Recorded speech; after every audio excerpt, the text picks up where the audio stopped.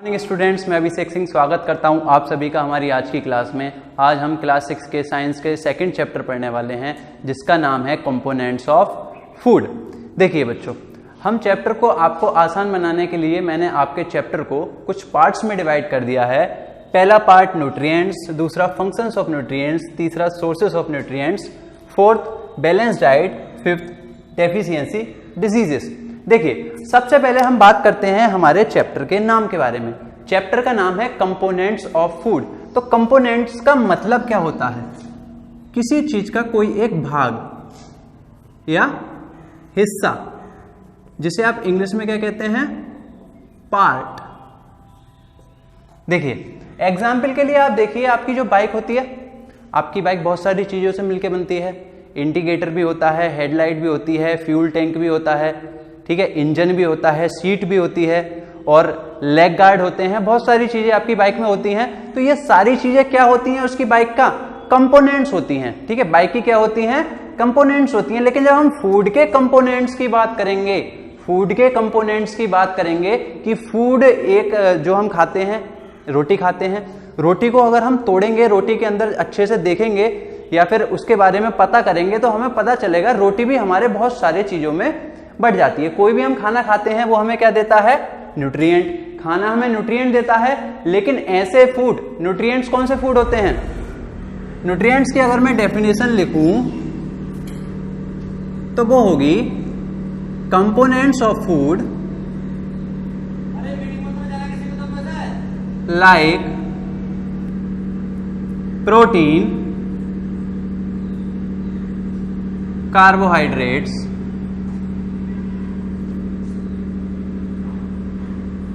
Fats, vitamins etcetera. खाने के ऐसे कंपोनेंट्स जिनसे हमें क्या मिलता है? प्रोटीन्स मिलती है, कार्बोहाइड्रेट्स मिलता है, फैट्स मिलता है, विटामिन्स मिलते हैं। यही हमारे क्या कहलाते हैं? न्यूट्रिएंट्स कहलाते हैं। न्यूट्रिएंट्स को हिंदी में कहते हैं पोषक तत्व। मतलब ऐसे तत्व जो हमारे शरीर के लिए, हमारी बॉडी की ग्रोथ के लिए बहुत यूजफुल होते हैं। देखिए, न्यूट्रिएंट्स में कौन कौन से न्यूट्रिएंट्स क्या क्या होते हैं? न्यूट्रिएंट्स में आते हैं कार्बोहाइड्रेट्स,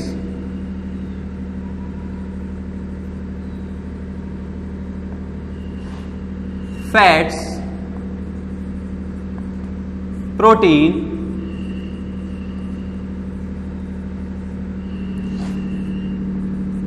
मिनरल सॉल्ट,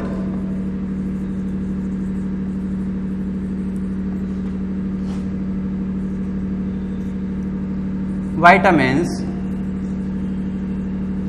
आदि। ठीक है, अब इनके बारे में बात करेंगे। पहला पॉइंट हमने न्यूट्रिएंट्स के बारे में बात करी। न्यूट्रिएंट्स हमारे क्या हैं? ये सारे हमारे न्यूट्रिएंट्स हैं। अब पॉइंट 2 के बारे में बात करेंगे, फंक्शन ऑफ न्यूट्रिएंट्स। न्यूट्रिएंट्स का फंक्शन क्या होता है? अब हर एक के बारे में बात करेंगे, इनका क्या क्या फंक्शन होता है। देखिए, सबसे पहले हम बात करते हैं कार्बोहाइड्रेट के बारे में। कार्बोहाइड्रेट का मेन फंक्शन होता है हमारे शरीर को एनर्जी देना। क्या फंक्शन होता है? हमारे शरीर को एनर्जी देना। हम जितना भी खाना खाते हैं, मोस्टली आमतौर पर हम जितना खाना खाते हैं तो 50 से 60% एनर्जी हमारी सिर्फ किससे आती है? कार्बोहाइड्रेट से 50 से 60% एनर्जी हमारी आती है। देखिए, एनर्जी की जब मैं बात करूंगा तो एनर्जी को नापने के लिए जैसे यूनिट होता है एक एनर्जी का, कैलोरी। ठीक है, जैसे आप डिस्टेंस चलते हैं ना, आपके में 1 किलोमीटर भागा तो 1 किलोमीटर एक निश्चित दूरी है। तो वैसे ही तो दूरी किस में नापी जाती है? दूरी का यूनिट क्या हो गया? मीटर या किलोमीटर। वैसे ही एनर्जी, आपने कितनी एनर्जी ली वो किस में काउंट करते हैं हम? कैलोरी में। तो अगर आप 1 ग्राम कार्बोहाइड्रेट अगर आपने खाया, 1 ग्राम कार्बोहाइड्रेट अगर आपने खाया तो आप सोचिए आपको कितनी एनर्जी मिलेगी, कितनी कैलोरी एनर्जी मिलेगी। तो 1 ग्राम कार्बोहाइड्रेट से आपको 4 कैलोरी एनर्जी मिलती है। ठीक है, 1 ग्राम कार्बोहाइड्रेट से आपको कितनी कैलोरी मिली? 4 कैलोरी मिली। और आपको एक दिन में एक अडल्ट पर्सन को, अडल्ट क्या होता है? अडल्ट पर्सन, ऐसा कोई भी व्यक्ति जिसकी उम्र 18 साल से ऊपर हो उसे हम क्या कहते हैं? अडल्ट पर्सन कहते हैं। तो कैलोरी एक अडल्ट पर्सन को कितना कार्बोहाइड्रेट दिन में चाहिए होता है? तो मैं आपसे बोलूंगा एक अडल्ट पर्सन को दिन में लगभग 400 से 500 ग्राम कार्बोहाइड्रेट चाहिए होता है। अब दूसरे नंबर पे हम बात करेंगे फैट्स की। देखिए, कार्बोहाइड्रेट भी हमारा क्या है? एनर्जी गिविंग फूड, हमें एनर्जी देता है। सिमिलरली फैट्स का भी क्या काम है? हमें एनर्जी देने का काम है। लेकिन फैट से जो हमें एनर्जी मिलती है वो कार्बोहाइड्रेट से मिली एनर्जी से काफी ज्यादा होती है। अगर मैं बात करूं 1 ग्राम फैट में कितनी एनर्जी मिलेगी? 1 ग्राम फैट से हमें कार्बोहाइड्रेट में हमें कितनी मिल रही थी? 4 कैलोरी, और यहां पर हमें मिलेगी 9 कैलोरीज। ठीक है। उसके बाद आते हैं प्रोटीन। प्रोटीन भी एक बहुत इंपॉर्टेंट न्यूट्रिएंट है जो हमारी बॉडी के लिए जरूरी होता है। प्रोटीन को एक नाम से और जाना जाता है body building fruit, body building food. ऐसा खाना जो बॉडी बिल्डिंग करता है या आपके शरीर को बढ़ाता है। देखिए, आपके घर परिवार में आपके चाचा हो, भैया हो, अगर कोई जिम जाते हो तो वो प्रोटीन शेक पीते हैं। तो प्रोटीन शेक पीने का क्या कारण होता है? प्रोटीन एक ऐसी चीज है, प्रोटीन अगर आप पिएंगे तो वह आपके शरीर के जो मसल्स को है ग्रो करती है, आपके मसल्स बढ़ेंगे। किसकी मदद से? प्रोटीन की मदद से। ठीक है। अब बात करते हैं विटामिन्स। विटामिन्स हमें ना ही तो कोई एनर्जी देते हैं, लेकिन विटामिन्स बहुत जरूरी होते हैं। ये हमारे शरीर को बहुत सारी बीमारियों से बचाकर रखते हैं। अगर विटामिन्स कम होंगे तो आपको बहुत सारी बीमारियां हो सकती हैं। देखिए, जैसे एग्जाम्पल की तरह लेते हैं विटामिन ए। आपने नाम सुना होगा vitamin A, vitamin B1, vitamin C, vitamin D. तो विटामिन ए अगर आपकी बॉडी में नहीं होगा तो आपको कौन सी बीमारी होगी? सोचिए। सिमिलरली आप सोचिए, अगर विटामिन बी नहीं होगा तो कौन सी बीमारी होगी? विटामिन सी नहीं होगा तो कौन सी बीमारी होगी? ये आप लोगों ने 5th क्लास में ही पढ़ा होगा। ठीक है। विटामिन सी नहीं होता है तो क्या होती है? स्कर्वी होती है। B1 की एब्सेंस में क्या होती है? बेरी होती है। इन बीमारियों के बारे में भी हम आगे जाके बात करेंगे जब हम पढ़ रहे होंगे डेफिशिएंसी डिजीज इसी क्लास में। ठीक है। ऐसे ही होते हैं बहुत से मिनरल्स, सॉल्ट। मिनरल्स क्या होते हैं? मिनरल्स भी हमारी बॉडी को कोई भी एनर्जी नहीं देते हैं, लेकिन हमारे शरीर में बहुत सारे ऐसे फंक्शंस होते हैं, ऐसे हमारे शरीर के ऐसे बहुत सारे काम होते हैं जिनके लिए हमें मिनरल्स की जरूरत पड़ती है। देखिए, जैसे एक मिनरल में लिख देता हूं जो हमारी बॉडी को जरूरत होती है, कैल्शियम, फॉस्फोरस। एक लिखा मैंने कैल्शियम और एक लिखा फॉस्फोरस। ठीक है। कैल्शियम लिखा मैंने, कैल्शियम की जरूरत कहां पड़ रही है? हमारी बोन्स को कैल्शियम की जरूरत पड़ेगी। कैल्शियम चाहिए होता है ना, किसी की हड्डियां कमजोर होती हैं, डॉक्टर उसे क्या देता है? कैल्शियम की पिल्स देता है खाने को। तो हमारी हड्डियों को चाहिए होती है कैल्शियम चाहिए होती है। कैलोरी से तो हड्डियों का काम इतना नहीं चलता। हड्डियों के लिए कौन सा फूड चाहिए? कैल्शियम चाहिए। और हमारे दांतों के लिए कैल्शियम और फॉस्फोरस दोनों चाहिए होते हैं। सही है। अब हमने पहला पॉइंट पढ़ा हमारा न्यूट्रिएंट्स, दूसरा पॉइंट पढ़ा हमने फंक्शन ऑफ न्यूट्रिएंट्स। अब हम आते हैं हमारे तीसरे पॉइंट की ओर। जो तीसरा पॉइंट है हमारा सोर्सेस ऑफ न्यूट्रिएंट्स, कि ये जो न्यूट्रिएंट्स यहां पर लिखे हुए हैं इनके सोर्सेस क्या क्या होते हैं। चलिए अब इनके बारे में बात करते हैं। चलिए बच्चों, अब बात करते हैं सोर्सेस के बारे में। हमारे जो न्यूट्रिएंट्स हमें मिलते हैं उनके सोर्स क्या हैं। कार्बोहाइड्रेट के बारे में मैंने आप लोगों को बताया।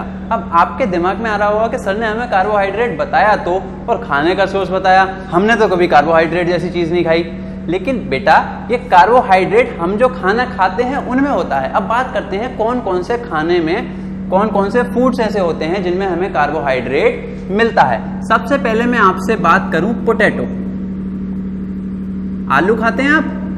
आलू में आपको कार्बोहाइड्रेट मिलता है। अगर इसके अलावा मैं बात करूं राइस, चावल, व्हीट खाते हैं, गेहूं की बनी रोटियां सब बच्चे खाते हैं। ये भी हमारा किसका एग्जाम्पल है? कार्बोहाइड्रेट का। ऐसे ही शुगर एटसेट्रा, ये कुछ एग्जाम्पल हमारे किस चीज के हुए? कार्बोहाइड्रेट्स के हुए। अब हम बात करते हैं हमें फैट्स कहां से मिलता है। फैट कहां से मिलता है? फैट का सबसे मेन एग्जाम्पल है मिल्क। कहां से मिलेगा? दूध से हमें फैट मिलेगा।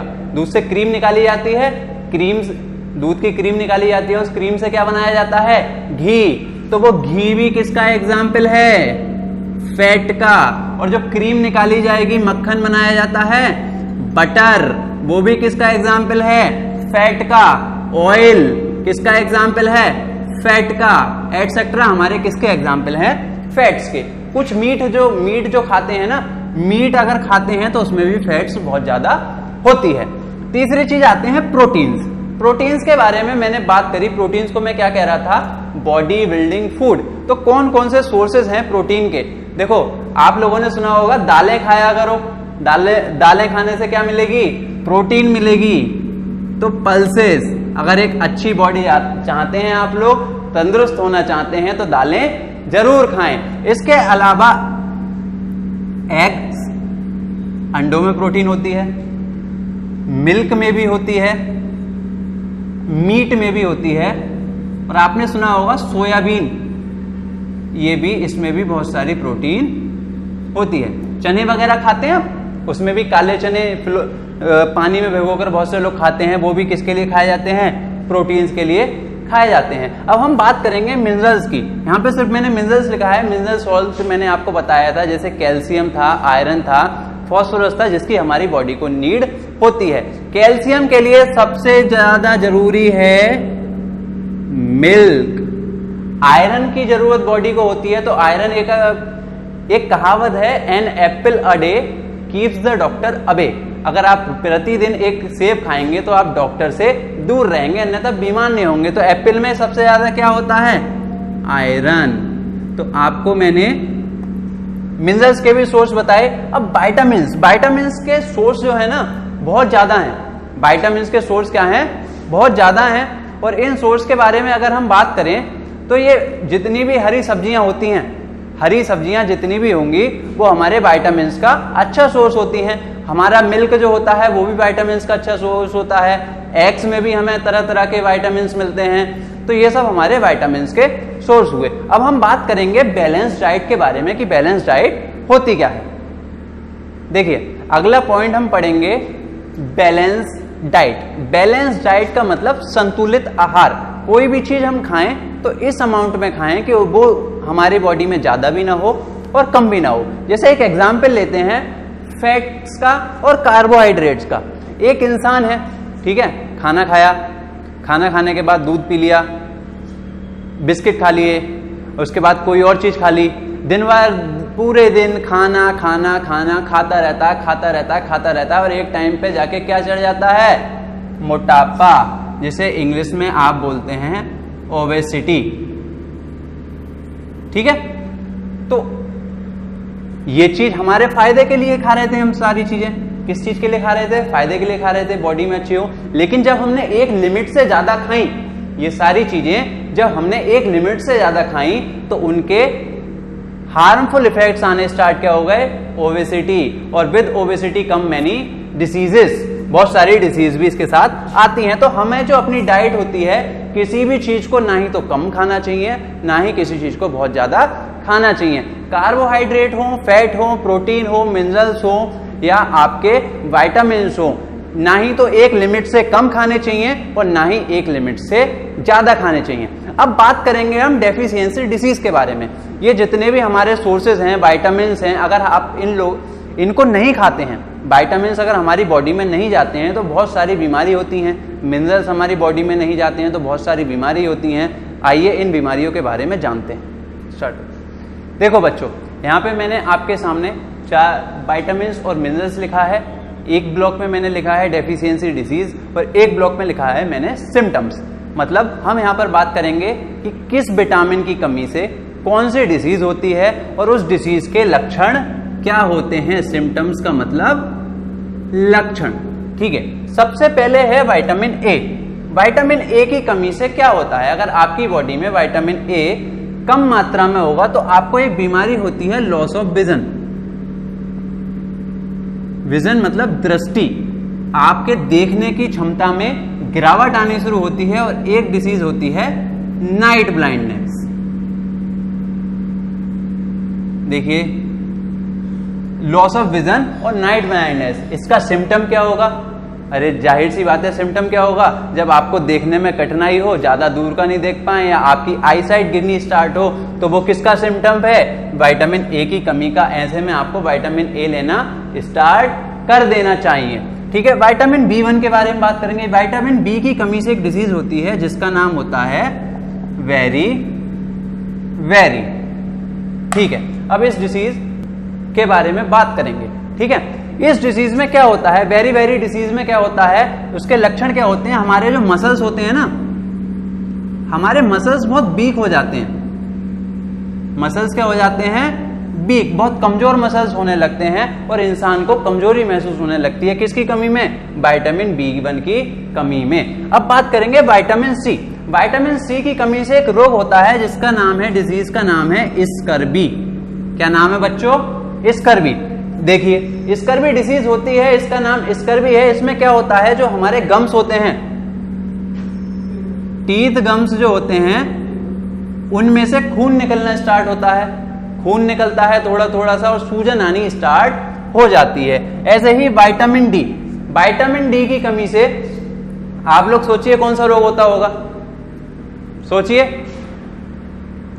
देखिए बच्चों, विटामिन डी की कमी से हमारी हड्डियां जो होती हैं थोड़ी कमजोर होनी स्टार्ट हो जाती हैं और जो बीमारी होती है वो होती है रिकेट्स। रिकेट्स बीमारी अगर आपकी हो तो आपकी हड्डियां थोड़ी कमजोर हो जाएंगी और हल्की सी मुड़ने लगेंगी। ऐसे ही कैल्शियम, कैल्शियम की कमी होगी तो क्या होगा? टूथ डिके होगा, आपके दांत क्या होने लगेंगे? खराब होने लगेंगे और आपकी बोन्स भी क्या होने लगेंगी? खराब होने लगेंगी। इसी प्रकार आयोडीन की कमी से एक रोग होता है जिसको कहते हैं गॉइटर। गॉइटर, इसे हिंदी में बोला जाता है घेंगा रोग। ये आपकी जो गले में जो है ना, आपने देखा होगा किसी के गले के आगे इतना आगे वो फूल जाता है, तो वो किस रोग की वजह से होता है? गॉइटर की वजह से। और आयरन की कमी से एक रोग होता है जिसे कहते हैं अनीमिया। अनीमिया का मतलब होता है खून की कमी। ऐसा रोग जिसमें खून की कमी हो, आपके शरीर में खून बनना थोड़ा कम हो जाए, तो वो किसकी वजह से होता है? आयरन की वजह से होता है। प्यारे बच्चों, आज के लिए इतना ही। घर पे पढ़ते रहिए और जल्दी मिलते हैं नेक्स्ट क्लास में। Have a nice day.